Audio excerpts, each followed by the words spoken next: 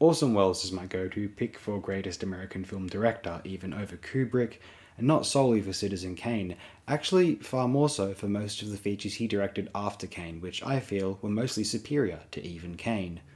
Not to knock Kane down too much, but I simply think Orson Welles' subsequent features were largely daunting masterpieces, possibly the most celebrated of them, along with Magnificent Ambersons, being 1958's Touch of Evil. A genuinely superb script, dazzling cinematography from Russell Metty, generally impeccably performed, and some of the best direction of all time, especially at that point in history.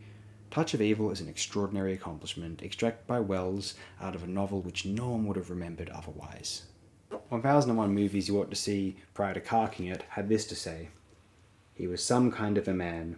For decades, filmmakers have paid homage to Orson Welles' potent 1950s noir touch of evil, its lurid tale of corruption and conscience, played out in the strip joints and motels of a sleazy border town, with honorable Mexican narcotics official Charlton Heston and degenerate American cop Welles at odds over a murder whose jurisdiction is in dispute while Janet Leigh becomes a terrorized pawn in their battle of wills.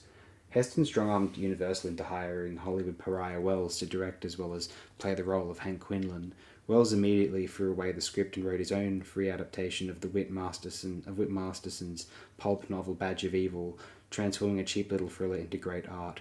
Steeped in sinister atmosphere, the film is still celebrated for its remarkable single-tracking shot opening, a dazzling 3 minutes in which the camera crane sweeps through the busy night scene as Miguel Mike Vargas Heston and his pert blonde American bride Susan Lee stroll across into the United States for an ice cream soda.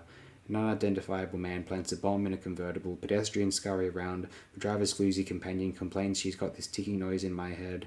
The newlyweds and a border patrol guard exchange enough small talk to establish their backstory, and kaboom, the honeymoon is over.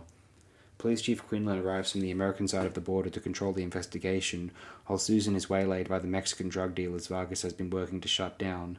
To prevent Vargas from exposing him as a criminal, Quinlan will have Susan abducted and drugged by Mercedes McCambridge's lesbian in leather and her reefer-maddened thugs.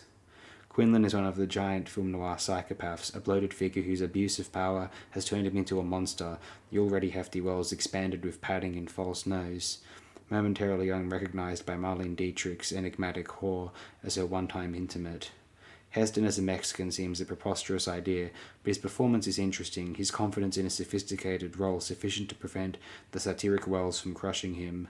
But the most affecting character is the tragic, belatedly ennobled figure of Quinlan's adoring lackey, Pete Menzies, Joseph Callear.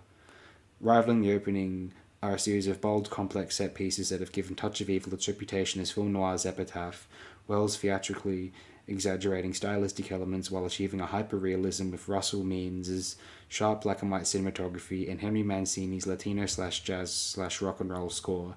The end chases a delirium of flamboyant visuals, experimental sound effects, and pervasive doom. Welles disliked Universal's editing, and in 1998 a restoration meticulously made from his notes was released. A few minutes longer, its most satisfying alterations are the removal of credits over the famous opening sequence, and more intricate cutting between Susan's motel ordeal and Vargas's disturbing journey with Quinlan. Whether the before or after version, Touch of Evil endures as a superbly kinky masterpiece of technique, imagination, and audacity.